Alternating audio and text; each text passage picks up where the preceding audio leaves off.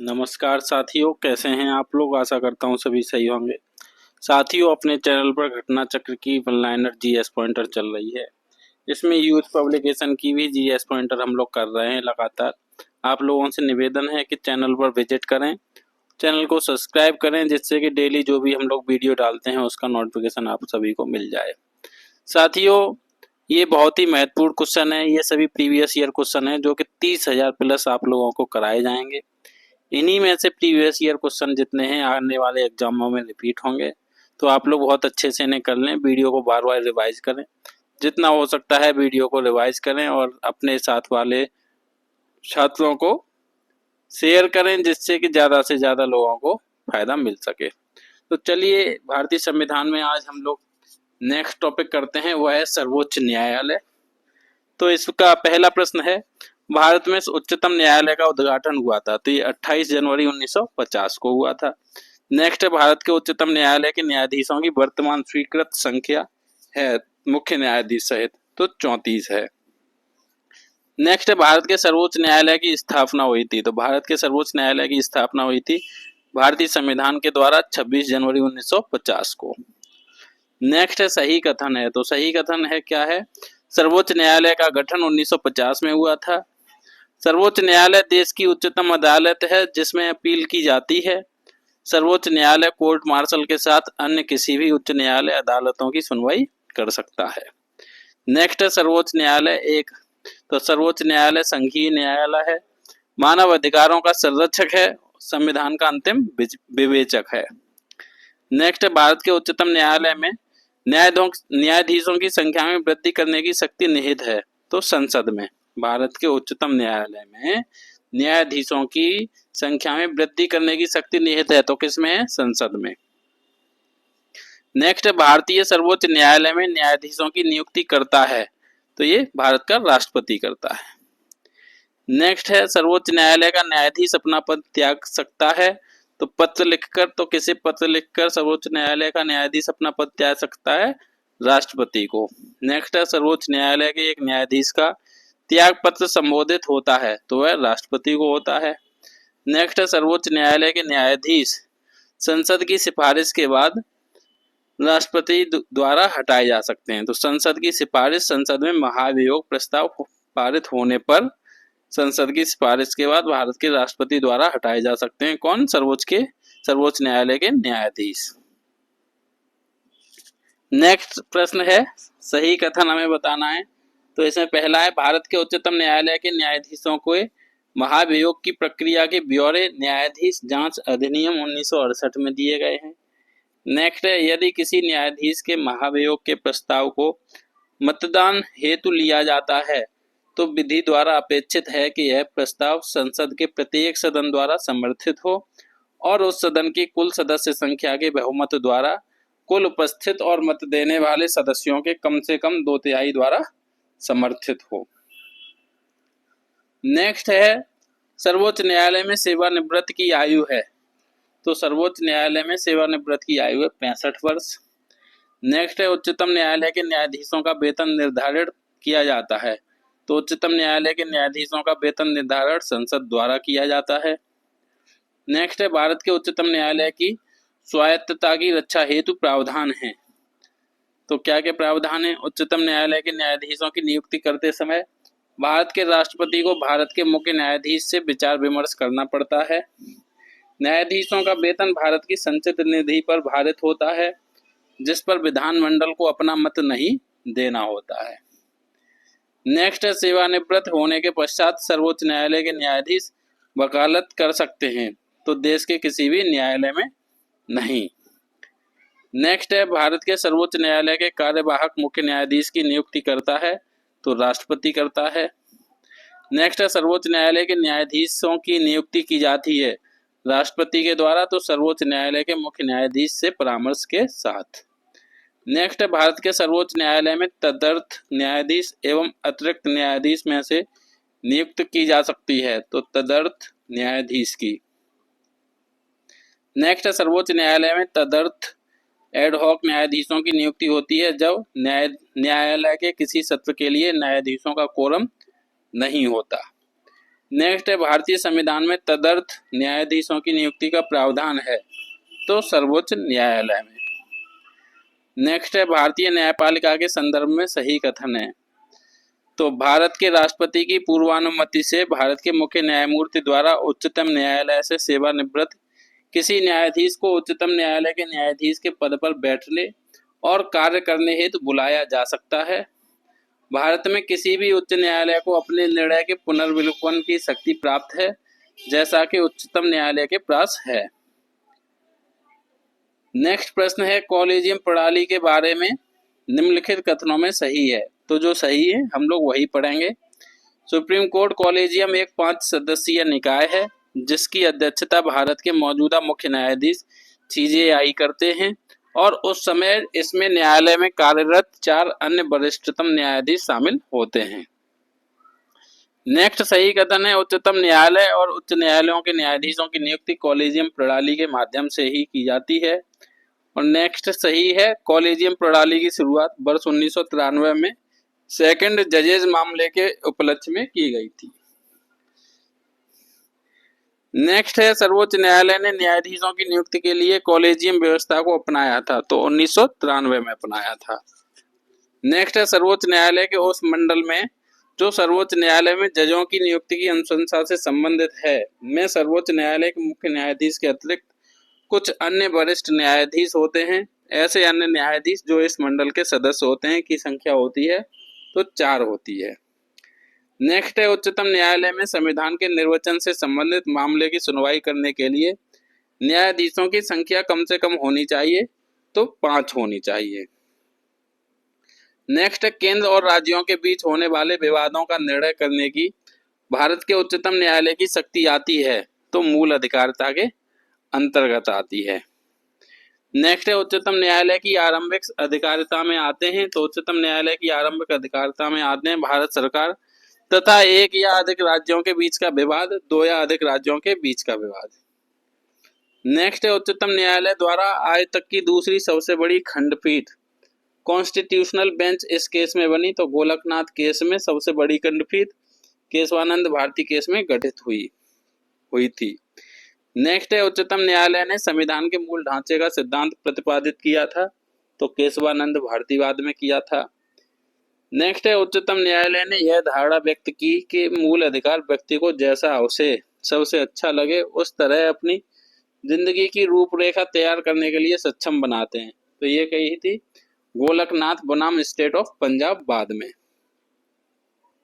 Next है सही सुमेलित हैं, तो इंदिरा साहनी वाद किससे संबंधित है? अन्य पिछड़ा वर्ग के लिए चिकनी परत।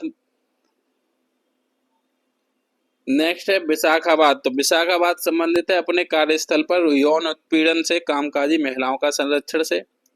नेक्स्ट है मेनका गांधीवाद, तो मेनका गांधीवाद अनुच्छेद 14, 19 एवं 21 परस्पर अपवर्जी नहीं है। नेक्स्ट है संवैधानिक विवाद में सर्वोच्च न्यायालय के अपीलीय क्षेत्राधिकार से संबंधित अनुच्छेद है, तो अनुच्छेद 134A को मिलाकर अनुच्छेद 132 को पढ़ना। नेक्स्ट है संविधान की व्याख्या से संबंधित सभी विवाद सर्वोच्च न्यायालय के पास लाए जा सकते हैं इसके अपीलीय क्षेत्राधिकार के अंतर्गत। नेक्स्ट है सर्वोच्च न्यायालय के संबंध में सही कथन है, तो यह मूल अपीलीय और परामर्श संबंधी क्षेत्राधिकार रखता है। नेक्स्ट है इनका संबंध भारत के सर्वोच्च न्यायालय से है, तो कॉलेजियम प्रणाली, अपीलीय अधिकार क्षेत्र और मूल अधिकार क्षेत्र। नेक्स्ट है भारत में सुधारात्मक याचिका उच्चतम न्यायालय में दाखिल की जा सकती है, तो अनुच्छेद 142 के अंतर्गत। नेक्स्ट है भारत के संविधान के संदर्भ में सामान्य विधियों में अंतर्विष्ट प्रतिषेध अथवा निर्बंधन अथवा उपबंध अनुच्छेद 142 के अधीन संवैधानिक शक्तियों पर प्रतिषेध अथवा निर्बंधन की तरह नहीं कार्य कर सकते। इसका अर्थ है तो भारत का उच्चतम न्यायालय अपनी शक्तियों के प्रयोग में संसद द्वारा निर्मित विधियों से बाध्य नहीं होता। नेक्स्ट है सही कथन है, तो भारत का संविधान नागरिकों की स्वतंत्रता तथा उन आदर्शों जिन पर संविधान आधारित है की सुरक्षा हेतु न्यायिक पुनर्विलोकन की व्यवस्था करता है। नेक्स्ट है उच्चतम न्यायालय को उसके द्वारा दिए गए निर्णय अथवा आदेश के पुनर्विलोकन हेतु अधिकृत करता है, तो अनुच्छेद 137 करता है। नेक्स्ट है न्यायिक पुनर्विलोकन का अर्थ यह है कि सर्वोच्च न्यायालय राज्य के किसी भी कानून को अवैध घोषित कर सकता है। न्यायिक पुनर्विलोकन का अर्थ यह है कि सर्वोच्च न्यायालय राज्य के किसी भी कानून को अवैध घोषित कर सकता है। नेक्स्ट है भारत में न्यायिक पुनरीक्षण का अर्थ है। तो भारत में न्यायिक पुनरीक्षण का अर्थ है विधानमंडलों द्वारा निर्मित विधियों के प्रज्ञान को प्रश्नगत करने का न्यायपालिका का अधिकार। नेक्स्ट है न्यायिक पुनर्विलोकन में न्यायालय को अधिकार है। तो न्यायिक पुनर्विलोकन में न्यायालय को अधिकार है यदि कोई कानून या आदेश संविधान के विपरीत हो तो उसे असंवैधानिक घोषित करना। नेक्स्ट है भारत में न्यायिक पुनर्विलोकन की शक्ति का प्रयोग किया जाता है तो सर्वोच्च न्यायालय तथा उच्च न्यायालयों द्वारा। नेक्स्ट है सही कथन बताना है हमें। तो सही कथन है पहला है किसी भी केंद्रीय विधि को संवैधानिक रूप से अवैध घोषित करने की अधिकारिता उच्चतम न्यायालय एवं उच्च न्यायालयों दोनों की है। नेक्स्ट है भारत के संविधान के किसी संशोधन पर उच्चतम न्यायालय द्वारा प्रश्न उठाया जा सकता है। नेक्स्ट है न्यायिक पुनरावलोकन प्रचलित है। तो न्यायिक पुनरावलोकन प्रचलित है भारत और यूएसए दोनों में। नेक्स्ट है न्यायालयों द्वारा संसद की कार्यवाहियों की जांच को प्रतिबंधित करने वाला अनुच्छेद है। तो अनुच्छेद 122 है। नेक्स्ट है कोई भी संविधान संशोधन कानून भारतीय सर्वोच्च न्यायालय द्वारा असंवैधानिक घोषित किया जा सकता है यदि वह विधि के समक्ष समानता के अधिकार को भाग 3 से हटाकर संविधान में अन्यत्र कहीं रखता है। नेक्स्ट है अभिकथन और कारण दिए हुए हैं। तो अभिकथन है भारत में न्यायिक पुनरीक्षण का क्षेत्र सीमित है और कारण है भारतीय संविधान में कुछ सुधार की वस्तुएं हैं। तो इसमें कथन और अभिकथन और कारण दोनों सत्य हैं, लेकिन कारण जो है वह अभिकथन का सही स्पष्टीकरण नहीं है। नेक्स्ट है भारतीय संविधान में न्यायिक पुनरावलोकन का आधार है। तो भारतीय संविधान में न्यायिक पुनरावलोकन का आधार है विधि द्वारा स्थापित प्रक्रिया। नेक्स्ट है भारत में न्यायिक प्रणाली आधारित है। तो भारत में न्यायिक प्रणाली आधारित है संविधान, परंपरा एवं कानून द्वारा स्थापित प्रक्रिया पर। नेक्स्ट है संविधान की व्याख्या करने का अंतिम अधिकार है तो सर्वोच्च न्यायालय को। नेक्स्ट है भारत के संविधान का अभिरक्षक कस्टोडियन है तो भारत का उच्चतम न्यायालय। नेक्स्ट है उच्चतम न्यायालय से कानूनी मामलों पर परामर्श लेने का अधिकार है तो राष्ट्रपति को अनुच्छेद 143(1) के तहत। नेक्स्ट है उच्चतम तथा उच्च न्यायालयों के न्यायाधीशों की नियुक्ति तथा हस्तांतरण के लिए परामर्श प्रक्रिया के संबंध में राष्ट्रपति ने उच्चतम न्यायालय को एक अभिदेशन दिया तो खंड 1 अनुच्छेद 143 के अंतर्गत। नेक्स्ट है विधायी शक्तियों की संघीय सूची में समाविष्ट किसी विषय के संबंध में भारत के उच्चतम न्यायालय के अधिकार क्षेत्र को बढ़ाने का अधिकार दिया गया है तो यह संसद को दिया गया है। नेक्स्ट है भारत के सर्वोच्च न्यायालय का क्षेत्राधिकार बढ़ाया जा सकता है। तो भारत के सर्वोच्च न्यायालय का क्षेत्राधिकार संसद द्वारा विधि बनाकर बढ़ाया जा सकता है। नेक्स्ट है उच्चतम न्यायालय की परामर्शी अधिकारिता के विषय में सही कथन है। तो परामर्शी अधिकारिता की शक्ति के अधीन प्राप्त किसी निर्देश पर उच्चतम न्यायालय की पूर्ण पीठ सुनवाई करती है। परामर्शी अधिकारिता के अधीन प्राप्त निर्देश पर व्यक्त किया हुआ उच्चतम न्यायालय का मत सरकार पर बाध्यकारी नहीं होता। नेक्स्ट है भारत का उच्चतम न्यायालय कानून या तथ्य के मामले में राष्ट्रपति को परामर्श देता है तो तभी जब वह ऐसे परामर्श के लिए कहता है। नेक्स्ट है उच्चतम न्यायालयों के न्यायाधीशों की नियुक्ति में कार्यपालिका, विधायिका एवं मुख्य न्यायाधीश की भागीदारी की अनुशंसा की तो द्वितीय प्रशासनिक सुधार आयोग ने। नेक्स्ट है भारतीय संविधान के अनुच्छेदों में से सर्वोच्च न्यायालय द्वारा संविधान का अनुल्लंघनीय मौलिक ढांचा घोषित किए गए हैं तो अनुच्छेद 32, अनुच्छेद 226, अनुच्छेद 227। नेक्स्ट है भारतीय संविधान के जिस अनुच्छेद के तहत सर्वोच्च न्यायालय भारतीय नागरिकों के मौलिक अधिकारों की सुरक्षा करता है तो अनुच्छेद 32 के तहत करता है। नेक्स्ट है सर्वोच्च न्यायालय में न्यायाधीश नियुक्त होने के लिए व्यक्ति को कम से कम उच्च न्यायालय का एडवोकेट होना चाहिए तो 10 वर्ष।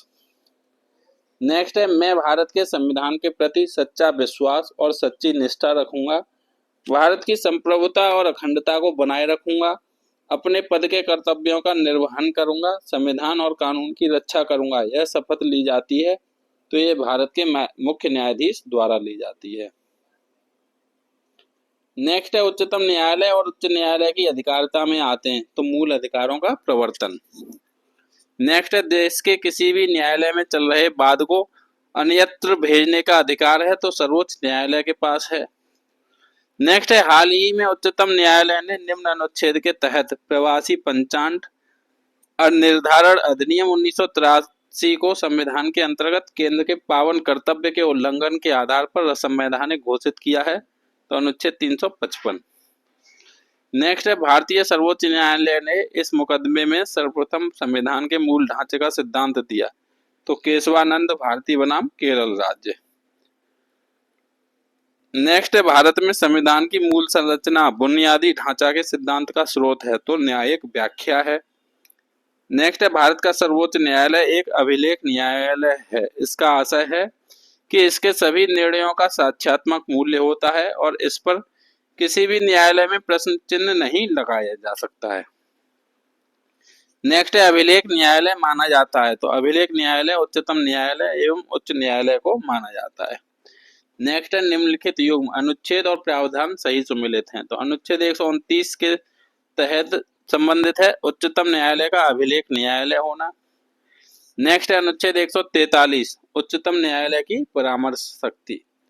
नेक्स्ट है अनुच्छेद 132 तो उच्चतम न्यायालय की अपीलीय अधिकारिता। नेक्स्ट है अनुच्छेद 136 तो उच्चतम न्यायालय के द्वारा अपील के लिए विशेष इजाजत। नेक्स्ट है सही कथन है हमें बताना है तो HN सान्याल समिति की रिपोर्ट के अनुसरण में न्यायालय की अवमानना अधिनियम 1971 पारित किया गया था।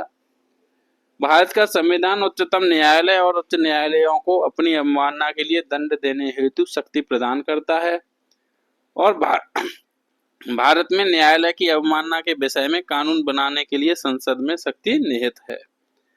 नेक्स्ट है भारत के सर्वोच्च न्यायालय के निर्णय के संबंध में सही कथन है तो सही कथन क्या है, सर्वोच्च न्यायालय को अपने निर्णय को परिवर्तित करने का अधिकार है।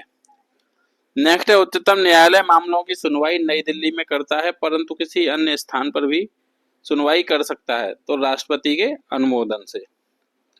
नेक्स्ट है TDS AT के निर्णयों को चुनौती दी जा सकती है तो सुप्रीम कोर्ट एवं हाई कोर्ट में।